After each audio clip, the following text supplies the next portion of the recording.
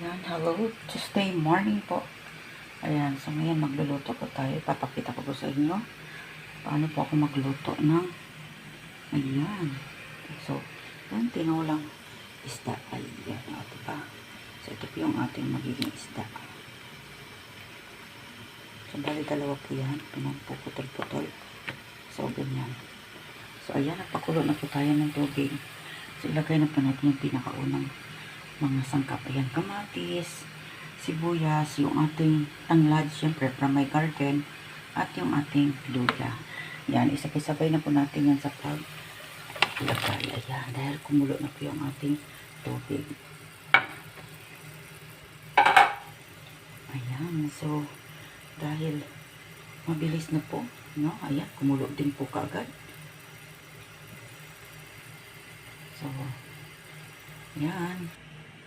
So, ang ating pong sangkap dito ay syempre, lagyan natin ng kalabasa para matamis-tamis po yung ating sabaw, no? Ayan, ito yung ating pechay. At syempre, yung ating spring onion, yung siling haba natin, no? At yung lemon. Ito yung ginagawa ko pong pang paasim. Ayan, so, dahil sa kumulo na po, no? Ayan, pwede na natin ilagay yung ating isda. Ayan, so unahin natin yung mga ulo. Kasi masarap kasi malinamnam kasi yung sabaw.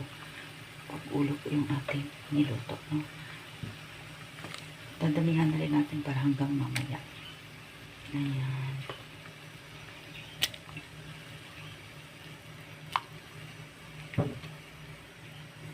So, ganyan po.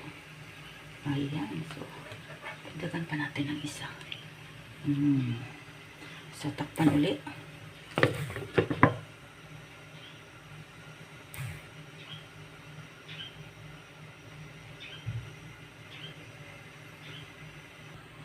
So, ayan, buksan na po natin. Wow! Tingnan nyo guys, ang ganda. So, ilagay na po natin yung ating kalabasa. Ating kalabasa.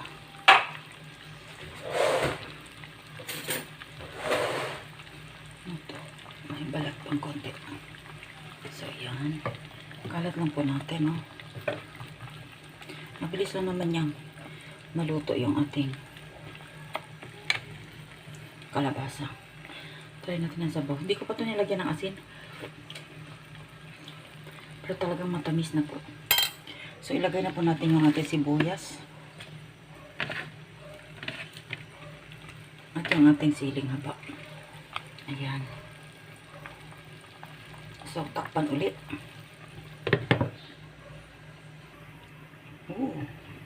Ang bango niya po. O, diba? Ang bango. Sarap.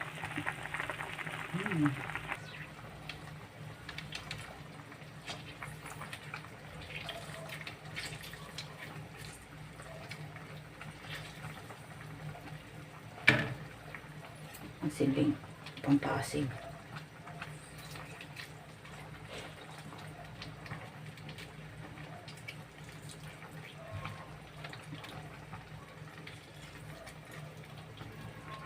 Okay. So, ayan, ilagay na po natin yung ating lemon. Siyempre, yung ating pampaasim. Ayan, ilagay po natin yung ating ating asin. Ayan. Oops. Natikman muna natin, no? Baka, siyempre, masama sa katawan yung sobrang daming asin. Ayan, mabilis na luto. Oh my God, ang sarap. So, ilagay na po natin yung ating pechay. Yan, pinakahuli. Kasi, ngayon, mabilis naman.